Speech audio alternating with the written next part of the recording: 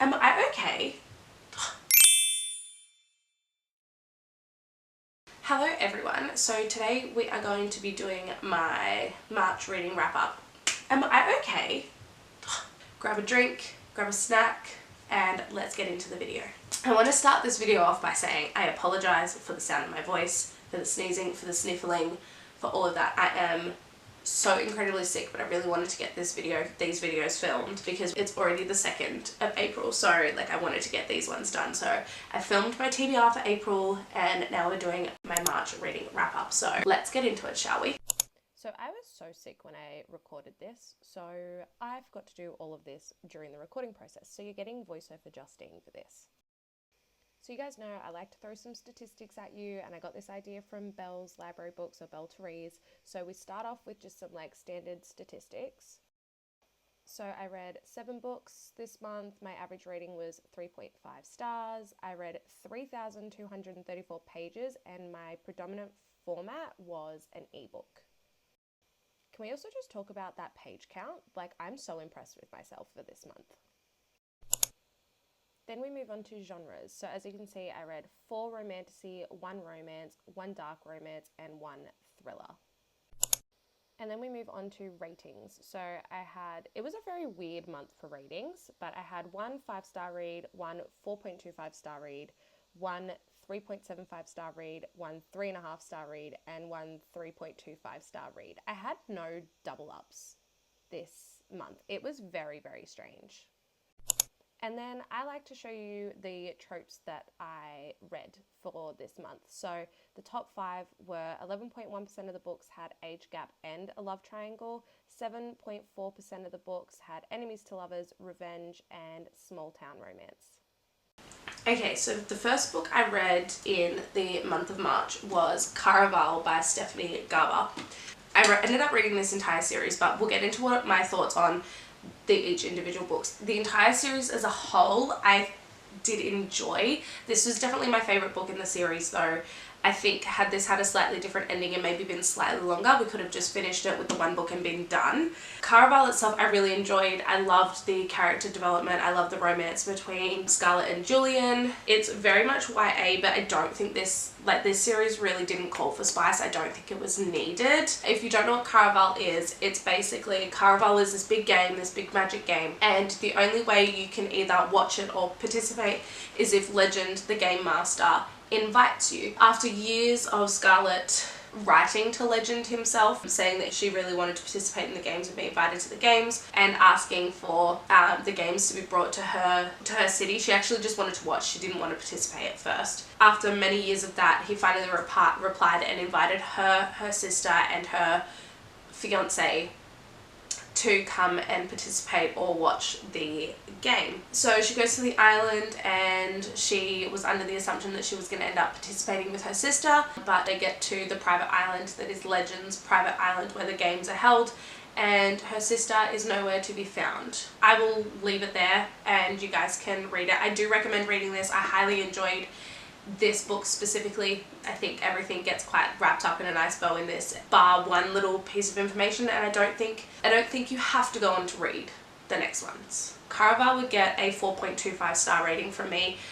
Like I said, I really did enjoy this. It's obviously not like a 5-star read. There's little things and bits and pieces that I would maybe change or think that needed to have a little bit further improvement or fleshed out more, or all those things. It's got no spice in it, so no chili spice for this one. So following on from Caraval, I then read Legendary. Legendary follows Donatella, I believe her name is, but Legendary it follows Donatella and a gentleman named Dante, I believe his name was. It follows and also Jack's as well. It's a bit of a love triangle, but it follows their romance and it follows her story and her character development and her past traumas and things like that. Again, I can't tell you too much because obviously it's the second one in the series. I don't want to give away too much, but it does follow that. I didn't hate Legendary. Legendary almost seemed a bit pointless. It also seemed very rinse and repeat. I don't feel like it was fleshed out the way it should have been. I don't know if it was a rushed situation to get Legendary and Finale out together, because I know they came out quite close together. So yeah, I'm not sure, but Legendary just wasn't my vibe. For Legendary, I would probably give it a 3.5 star rating. Like I said, I just don't think that the storyline was quite as good. I don't think that the writing was quite as good. I don't think that the love, it's also just me with love triangles. I'm not a fan of love triangles. I never have been, so maybe that kind of put me off a little bit, especially the way the love triangle was done in this. So maybe that's part of the reason why it got knocked back so much for me. And also just like the storyline and what happens towards the back third of the book, I just really didn't vibe with the same way that I vibed with Caraval. So Legendary gets a 3.5 star.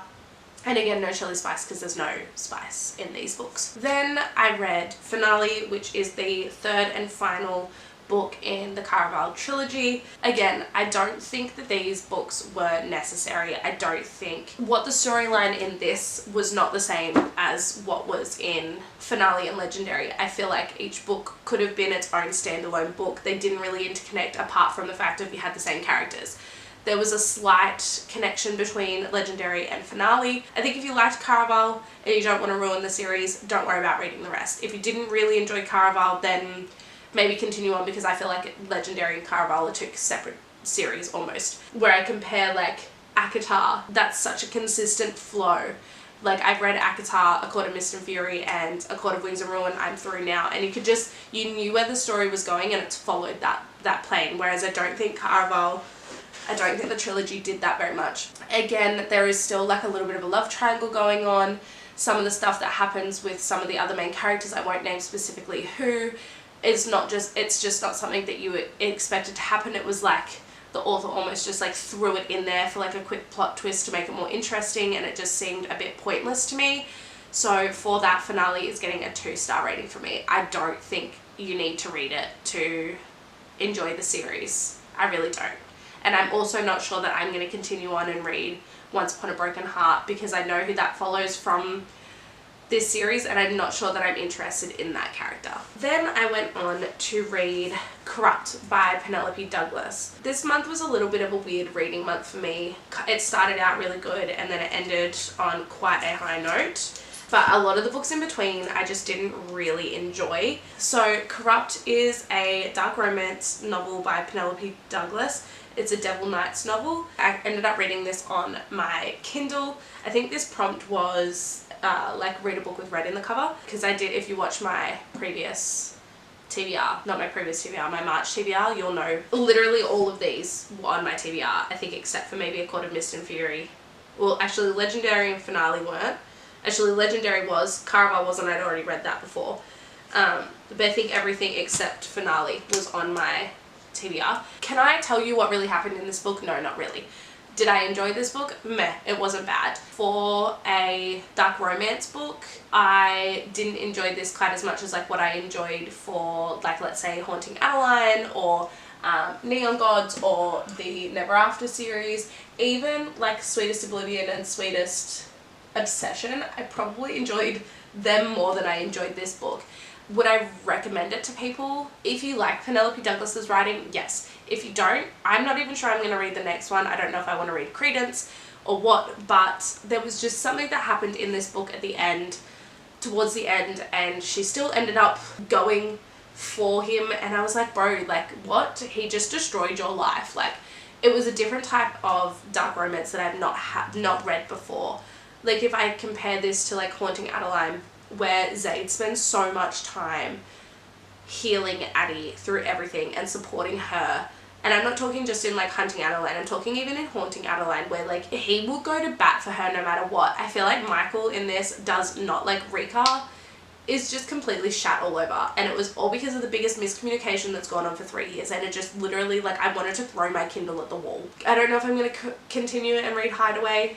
I might do, just because I don't want to write off a author just from one book. It could have just been this particular storyline. The next one might be better. We will see. This gets I'm going to give it a 3-star. Actually, you know what? I'm going to give it a 3.25 star. because again, it wasn't horrible, it just wasn't for me. I think there is definitely a market out there for this, but when I compare it to some of the dark romance that I've already read, I think that this just missed the mark for me personally. So I'm going to give it a 3.25 star rating, and I'm going to give the spice in it, I'm probably going to give it like a 2.5 chili spice. It was spicy, it wasn't super spicy, but it definitely was spicy, and some of the scenes of this and all the foreplay and tension that had been building for quite a few years definitely adds to it. So that's why I'm going to give it a 2.5 chili spice. Next up, I read and listened to. I started reading this while I was getting my hair done before I went away, and then I ended up listening to it while I was driving because I was really struggling to get through it. I read A Novel Love Story by Ashley Poston. Now, this book, it was so hard to get through. I was really struggling to pick it up for ages. I just didn't want to read it. It sat in my car. I'm a really fast reader, and I was getting my hair done, and I think I was like 2 hours into my appointment and I had read less than 100 pages, which is not like me.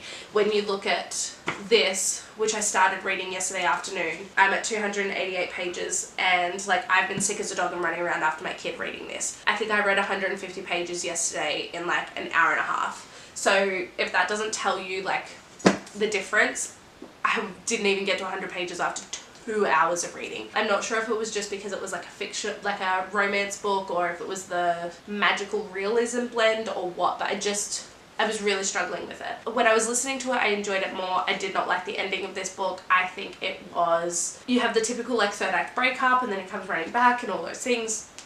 I won't give you like the full-on details behind it because obviously that's a spoiler, but I will always talk about the third act breakup and then they come back together, which drives me insane. I hate it in romance books. I don't mind it so much in fantasy books because the romance is so much higher stakes and you understand why someone's got to leave and all that sort of stuff. Even then, like in reading ACOTAR, that doesn't really happen. I mean, it kind of does, but it doesn't. I don't know. I don't know how I feel about this book. Again, I don't think it's for me. I think it's not the genre for me. I don't think it's the type of book I enjoy. So I'm gonna rate this maybe like a 2.75 star because I really didn't enjoy it, but I think other people would. But it's not something I would like straight away go, oh yeah, A Novel Love Story, you'd love that. No, I wouldn't, like, it wouldn't pop to my head, but if I saw it sitting on my shelf and someone was talking about it, then I'd be able to recommend it. So I'm going to give it a 2.75 star rating, and I'm going to give it a 1 chili spice. It takes a really long time to get to the spice. The spice isn't super spicy. There's one scene in it where it's like a little bit spicy, but like it's pretty vanilla. Let's just say that. So like I said, I ended up going away this weekend just past. So I actually managed to listen to 2 books while I went away because I was driving. So I listened to A Novel Love Story while I drove down there, and I listened to Next in Line by Jeffrey Archer on Audible on my way back. Can I tell you much of what happened in this book? No. It was super complicated. It would have been easier had I actually read the book, just because it's written in third person and there are so many characters and so much going on. Do I still think it would be a really good read if I actually sat down to read it? Yes. Did I understand and comprehend the story as well as I would have if I had read it rather than listened to it? No. But in saying that, did I enjoy it and did it all kind of click into place when it came to the end? Yes. So this is about, I think this is based on like a fictional sense of Princess Diana. This follows, you have Ross, I believe, who is Princess Diana's guard. You also have another team that he works for as well that was investigating the Prince of Wales royal security. They all like are highly involved. There's a whole side plot going on of other things that are going on as well. So you have like 2 main plot lines of things that are happening. You have like the royalty side of it, and then you have another side of it, which is, I forget his name. Warwick is his last name. His, like, what's going on for him is different to what's going on with Ross, but he's the boss, so he's, you know, very much like dealing with it. And the reason why these 2 characters are followed the whole way through with separate plot lines is they were involved in one of the main plot lines, but one gets sent off to work for Princess Diana. So yeah, if you like suspenseful thrillers and like murder mysteries and all that sort of stuff, you would really, really enjoy this book. I would highly recommend reading it, like physically reading it, rather than listening to it, just because there was so much happening.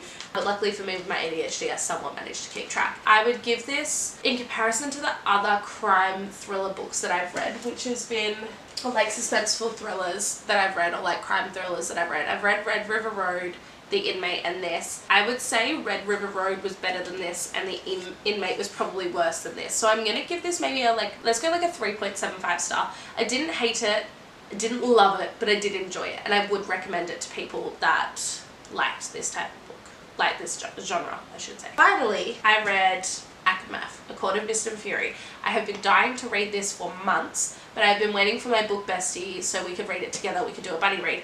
But he's taking his sweet ass time getting through it, but it's fine. I get it. He's at uni like I am, so we both kind of run out of time to read. And he doesn't read quite as fast as I do. I smashed this down in like 2.5 days. He would take like 2-3 weeks to read this, which is fine.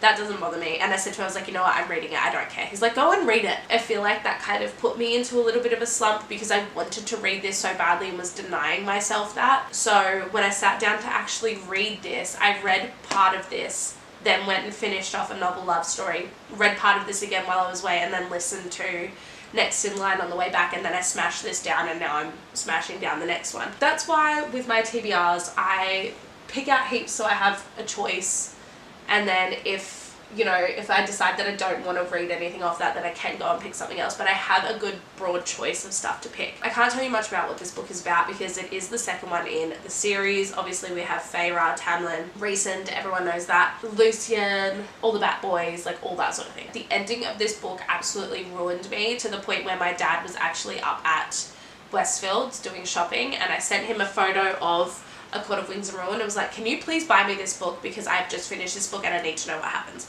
Sarah J Maas, you do an excellent job of leaving cliffhangers. Well, not so much cliffhangers, but leaving the story in a place where it's all wrapped up in a tight little bow, but you want to know what happens with the characters. It's not a cliffhanger. It's very different to, let's say, like if you've read Onyx Storm or even any of the Fourth Wing books, it's very different to Rebecca Yarros's cliffhangers where you're like, oh my god, what's going on? You're still like, oh my god, what's going on? But you know why they did what they did. She ends it nicely where if you didn't want to continue the series, you're not going to be asking heaps of questions, but you still are intrigued enough. Like if you did enjoy it and you're intrigued, you still want to continue on to the next book in the series because you want to know what's going on.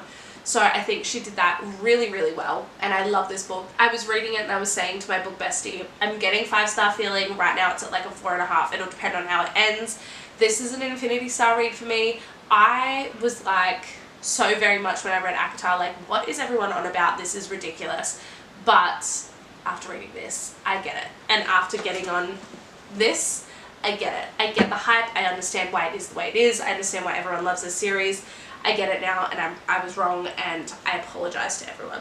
Yeah, so this is an infinity star read, and I would probably give the spice in this. There's only 3 spicy scenes, only 3 full-on spicy scenes. One of them isn't until chapter 55. I had to wait that long. I would probably give the spice rating in this maybe like a 1.5 to 2. It's not super heavy. This is very plot driven. But again, this book doesn't need it. I think there's certain books that call for spice. This didn't need it. This was just so amazing as it was, and it didn't need the spice to elevate it or to add anything to it. And I think that Sarah J Maas did a really, really, really excellent job of putting the spice where she did for where it was going in the storyline and the things that were being talked about. And it was done at the perfect time. It was very tasteful, and it was super enjoyable to read, and I was obsessed with this. So that was A Court of Mist and Fury. So that is all the books that I read, minus the 2 that I read on my Kindle. Let's just put my Kindle here too, hey? So yeah, that was all the books that I read this month for the month of March. I hope you guys did enjoy this video. If you did read any of the books that I read and you rated them different or you had different opinions to me, please let me know in the comments. I would love to hear your thoughts and opinions. If you haven't seen already, go check out my April TBR. I did a spinning wheel picks my TBR. Stay tuned for the next video, which I have no idea what it's going to be. If you did enjoy this video, please make sure you like, subscribe, let me know down in the comments what else you would like to see from me. Again, if you've read any of the books that I read this month, let me know what you thought, if your opinions differed, what you rated them, all those things. I will link my Goodreads, Fable, my TikTok and Instagram down below for you, and I will see you all in the next video. Bye! Mwah.